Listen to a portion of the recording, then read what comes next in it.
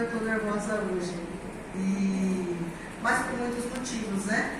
Eu observando aqui, eu me lembro que o curso, o mestrado de História, para mim, eu acho que ele nasceu dentro dessa sala.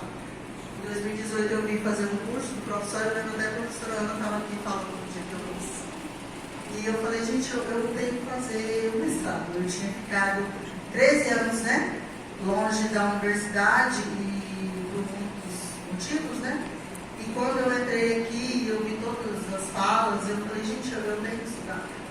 Eu tenho que voltar a estudar, né? Porque a universidade para mim é um lugar que eu não entrava mais. E aí eu acho que isso me causou toda uma emoção até maior do que a que eu já tenho de estar aqui.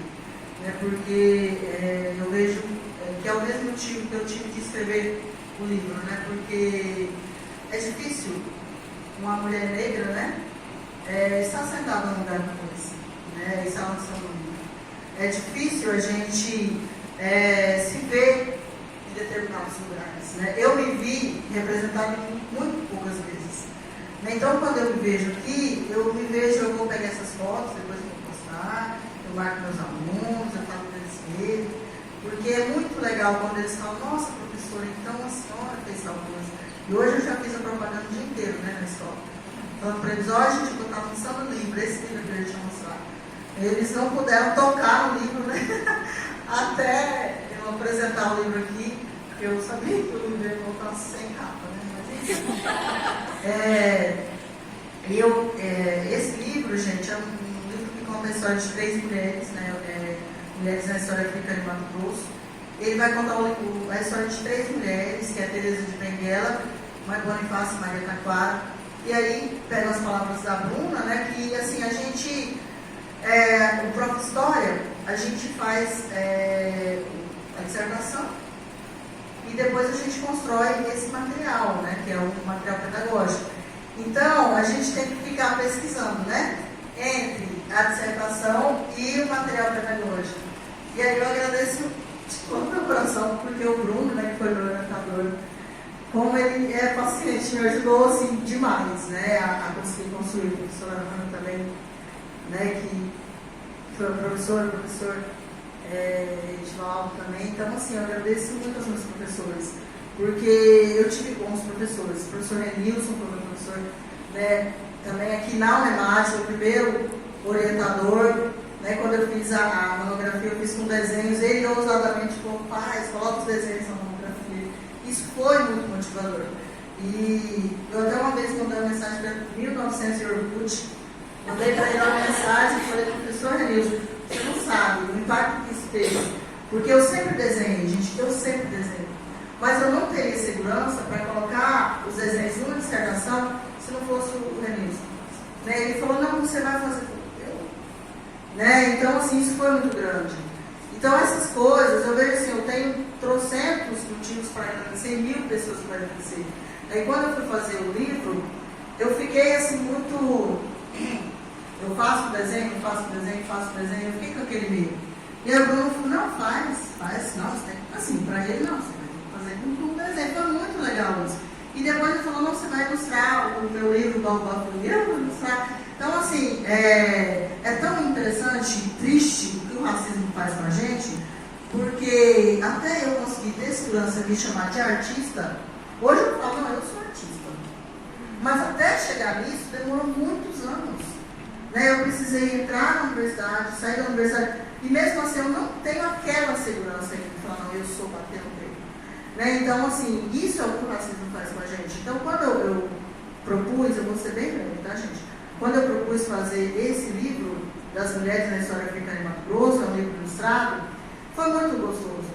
Assim, para mim foi um momento lúdico.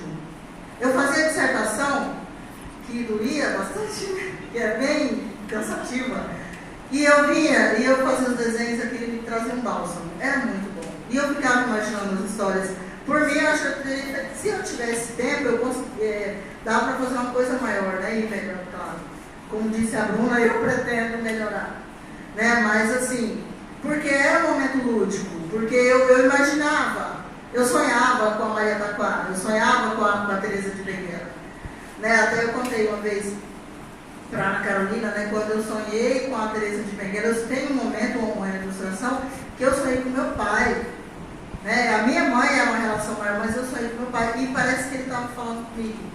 Né? E quando eu fui construir esse livro, só para finalizar essa fala, foi um momento tão interessante porque a minha mãe, ela não tinha. Antes, né, quando eu estava nas ideias, estavam bem embaralhadas, né, quando eu fui construindo esse livro, né? E a minha mãe morreu há muitos anos, né? A gente era criança. A gente era bem nova. E eu nunca tinha, e a gente não tinha construído o túmulo dela, porque a gente não tinha dinheiro. Né? A gente não tinha um centavo, a gente veio catando cavaco pra cá, né, Kevin?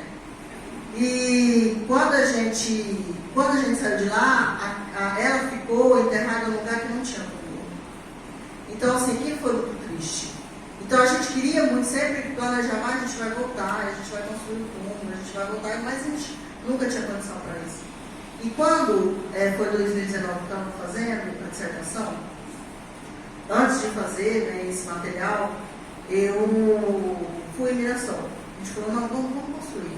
Tinha dinheiro do mesmo jeito, não tinha dinheiro do mesmo jeito, não. Já tinha uma condição melhor do que antes, né? Dava para construir.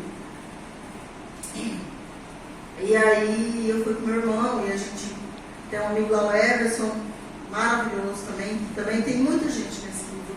Fino, gente. É um livro fininho, mas tem muita gente nele. E muita gente que eu tenho uma gratidão eterna. E eu fui, né, a gente foi com o meu irmão em Mirassol, vamos construir todo mundo, vamos. E aí, só que o que acontece? Minha mãe tinha sido enterrada há mais de 20 anos.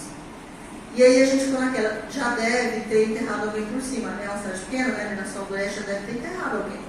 E fomos lá, né? Meu irmão voltou e eu fiquei lá com o Everson, a gente foi procurar o túmulo. E aí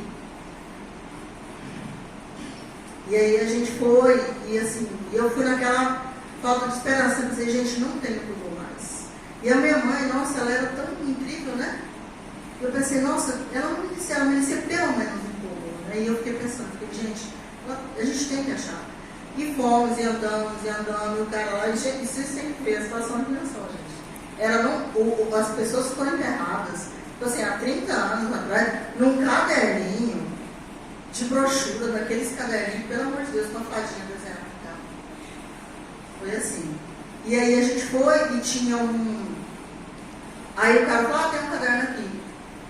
E aí no caderno tinha o nome dela, né? Conseguiu encontrar naquele monte de bagunça que era o caderno. Ele conseguiu encontrar o nome dela, o lugar que ela estava enterrada, e a gente foi procurar no cemitério. E aí ele falou, nossa, já deve ter alguém enterrado no lugar que ela né, foi enterrada, porque né, faz tantos anos. E aí ele falou, você acredita que aí a gente encontrou, ele falou, justamente esse lugar não foi enterrado ninguém. Estava lá, o espaço. E aí foi um momento assim, muito único. Para mim, ali foi um momento de reencontro com a minha mãe. E nesse momento, naquele momento, depois daquele encontro, a gente fez o túmulo, fez toda essa coisa. E depois daquilo, as ideias vieram. Foi muito incrível. E assim, eu sinto como se fosse ela ali comigo. Como se ela falasse, é isso que você vai fazer, é isso que você tem que fazer.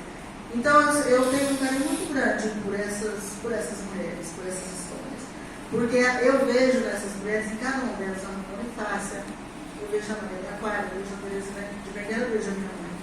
Né? Então eu pensei, é isso que eu quero fazer, é esse encontro que eu quero ter.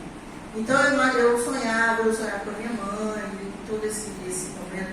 E aí eu fiz, eu consegui construir as histórias. E aí o Everson falou, eu ajudo você com o roteiro. E foi muito bonito isso. Ele fez tudo tão simples, e aí eu ia colocando, né, a parte histórica e tal, bonitinho. Mas foi assim tão incrível. E é incrível que é um livro simples, mas é profundo. É um livro profundo. Vale a pena ler. Sabe? Eu coloquei em PDF e mandei para tudo quanto é lugar. E aí eu já fiz live lá para o Rio de Janeiro, na escola, olha, encontrei seu livro, tem como você dar aqui pra gente, lá em Rondônia, tem como eu não, né? Eu faço ela na pandemia, né? E foi muito incrível isso. Porque aí os alunos, e aí eu escrevi uma vez uma mensagem, eu gravei um vídeo, né, para os alunos que estavam aqui em Maputo, que era Camarão, não sei, acho que era Camarão. E eles encontram, a professora encontrou lá, e escreveu uma cartinha. E aí ela mandou depois o vídeo dos alunos chorando, porque a autora escreveu. Eu achei incrível aqui, sabe? Então, assim, porque tocou a vida deles. Então, assim, a gente escreve e a gente quer tocar a vida das pessoas, assim como a gente é tocado também pela escrita. Né? Então é isso, passei, desculpa gente, mas é isso, eu agradeço de coração e agradeço muito aos meus professores, agradeço a vocês, aos meus amigos, né? A cada pessoa aqui, Kelinha, né, que está aqui, também minha irmã. E agradeço tá, por esse tempo, né? E é isso, gente. Eu tenho PDF, depois a gente vai sortear um, tá? E o resto eu vou levar para a escola dos alunos. Né? Mas assim, eu espero ainda conseguir uma impressão com mais livros para a gente poder disponibilizar para quem quiser impresso. Tá? Mas por hora tem PDF. Tá bom? É isso, gente. Muito obrigada.